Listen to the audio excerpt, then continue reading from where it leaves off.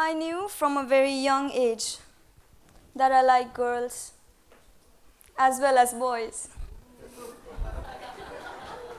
It didn't come to me as a shocking revelation like it is often portrayed in books and movies, but rather a gradual process. So I didn't pay much attention to it because I thought it was completely okay until I realized there were walls all around. Something I've learned growing up is that people try to fit in the societal norms, so much so that they prosecute the ones who are different. This very human act of scanning the herd, identifying the black sheep, and then kicking it out is so prominent that even little children are hostile towards their peers for cruel reasons. I studied in a convent school. I was a shy kid, so I spent most of my time alone.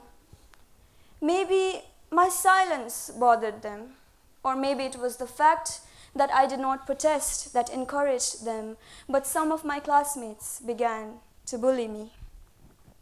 I tried not to let it affect me, but it wasn't until much later that I realized just how deeply its impact was on my sense of self. By the time I reached 6th grade, I had developed severe social anxiety. I hated going out. I hated going to school. I felt like an outsider, even with my own family. But it wasn't until after 3 painful years that I realized the problem was never within me. There's nothing fundamentally wrong with me. The problem was never with my bullies either. We are put in boxes according to our religion, culture, gender, sometimes even our own bodies. And if we do not fit in, we are cut off. When I finally received my phone in class 11, I discovered the queer community, and it angered me. Reading about millions suffering for basic human rights just because they are different. It angered me that I spent my entire childhood trying to piece myself together just to find out that now I belonged to a label, a category of people who are different than the rest, and I suffered for that difference. Reading online comments under queer posts was like reliving my childhood.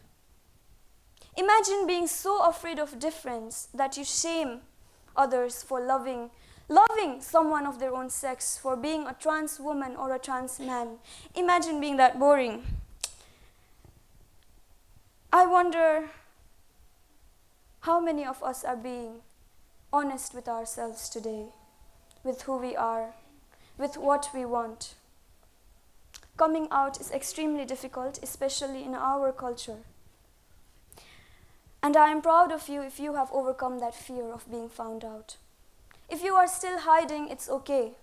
We hide who we are, but don't hide forever. It's a progressive habit. Once you start, it becomes harder and harder to step out, to speak for yourself. I learned it the hard way. Back in school, my anxiety did not let me speak up. I missed a lot of good opportunities, a lot of good relationships, because I could not burst my bubble. Comfort. Life begins at the end of our comfort zone. Mine did when I finally learned to let it all go, when I finally learned to stop caring about what society had to say about who I should love, what I should be. I am more than what my anxiety tells me I am, and so are you. I have friends, hobbies, I have people I love who love me back, and these are the things that define me.